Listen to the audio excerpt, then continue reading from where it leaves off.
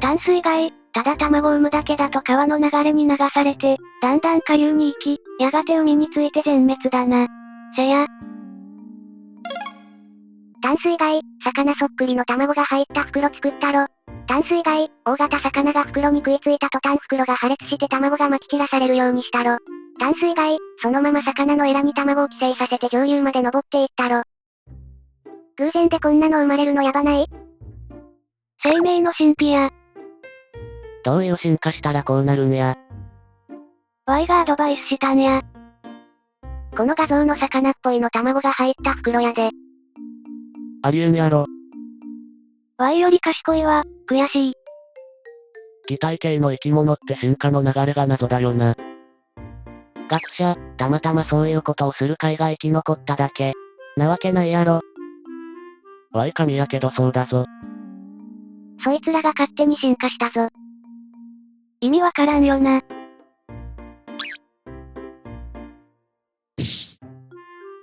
思ってたより勢いすごかったわ。飛び出した幼生体は、その魚のエラの中にくっついて寄生する。魚のエラから血を吸って、たっぷり栄養をいただきつつ、外敵から身を守ってもらう。さらに防寒対策もバッチリだ。春になり水温も上がったら魚から離れていき自立するという。生かさず殺さず酷使されるのはブラックバスなどが多いそうだ。はい。こらすげえわ。魚の形をこいつらどうやって認識しとるんや。たまたま見ただけ。貝のライフサイクルとかクソ早いから、生き残りやすいやつが生き残っただけや。最初は単なる楕円形だったのがおひれっぽい形を残したやつが生き残り、それに加えて目玉っぽい模様ができたやつはさらに生き残りって繰り返しや。長い年月かけてそうなったんやろな。人間もあと1万年もしたら美男美女でガチムチのエロボディばっかになるんやろな。人類が生き残ってればやけど。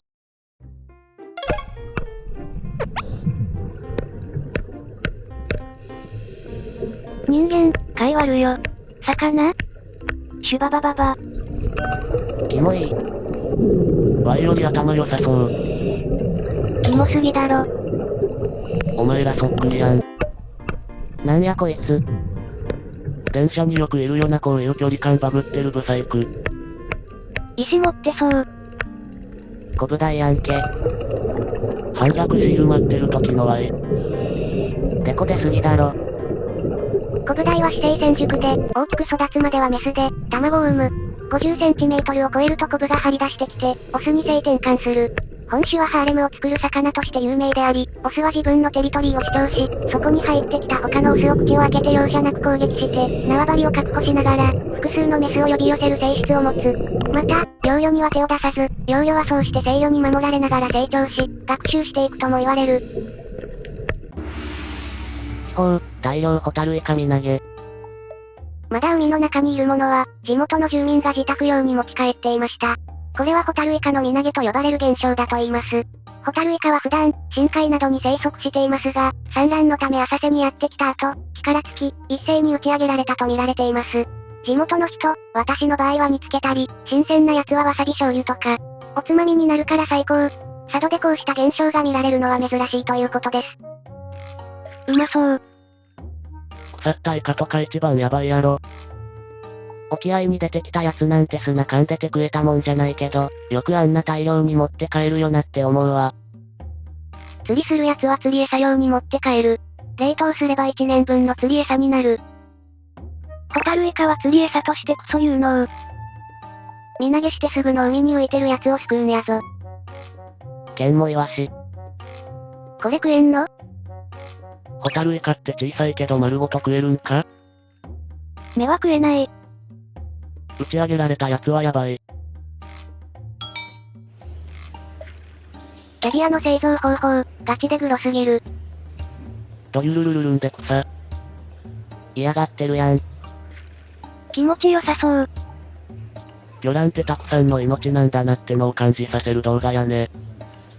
思ったよりうんこだった。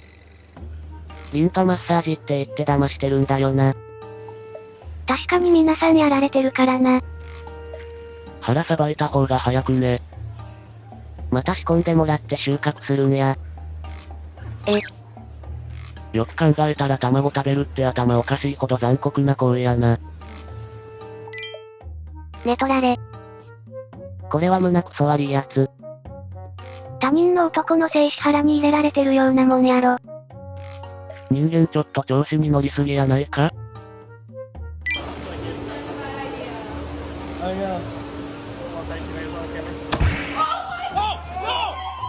これ脳震盪起こしたんか。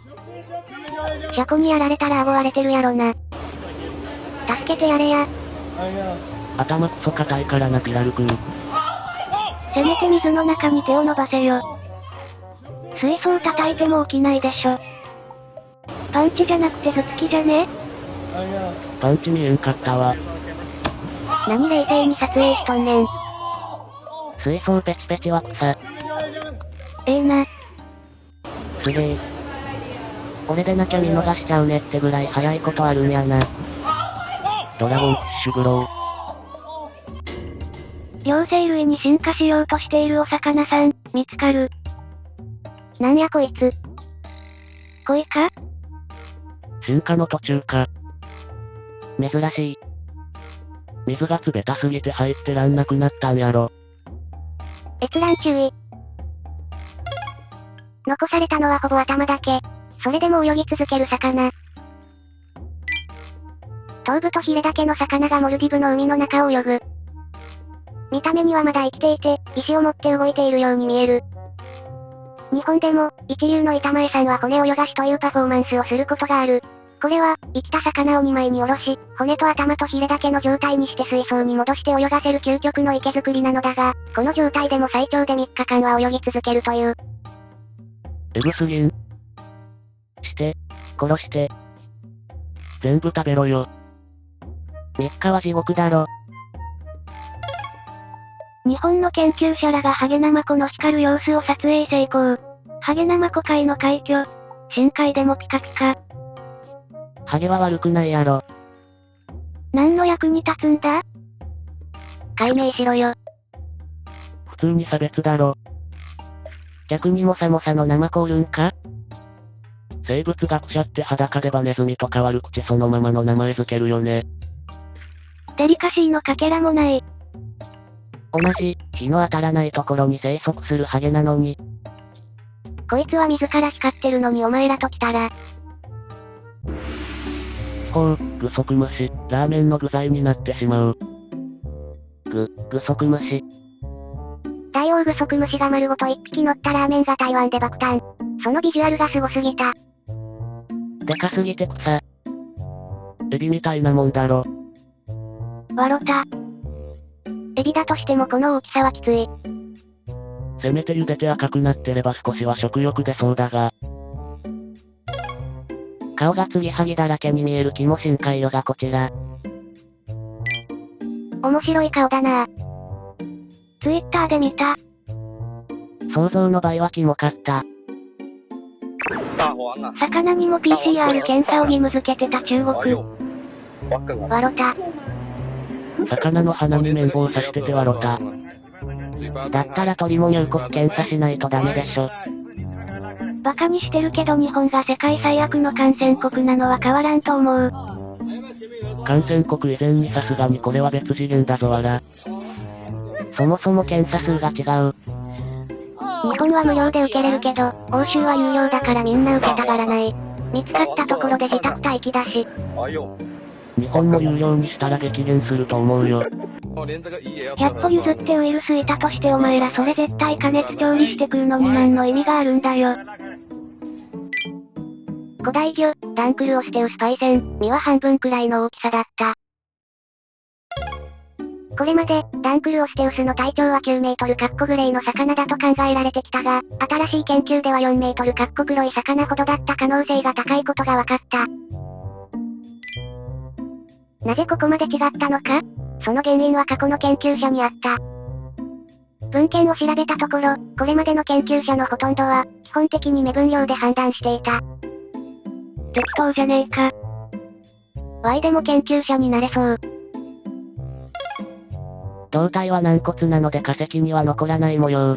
下半身の復元が人それぞれで面白いんごねー。はい面白い。かっこいいんごねー。こいつなんか変な虫食おうとしてるな。海サソリはステロヌルスがやばい。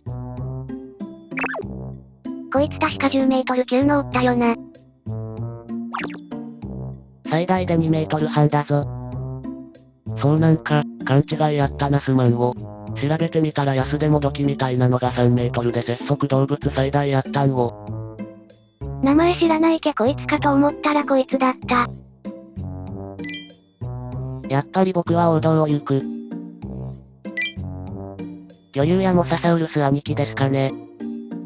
お風呂入れんくなった訴訟。すまんな。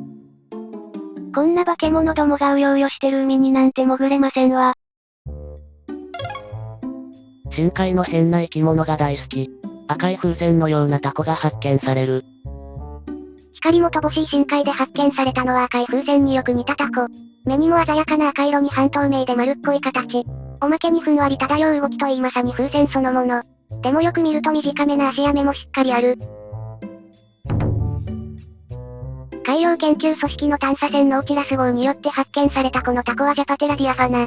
和名はナツメダコという。言われてみれば赤く熟したナツメの実にもよく似てる。川よ。なんでこんなのが野生で生きていけるんや。風船の紐みたいに足が一本出てるところがそれっぽい。で、味はどうなんや？うまいんか？一緒に寝ようよ。強引に猫のベッドに入る亀。迷惑そうで草。猫と亀の組み合わせは珍しいな。ひよことかネズミはよく見るよな。亀にもベッド買ってやれよ。多分、亀さんは新しいの買っても根っこのとこ行くで。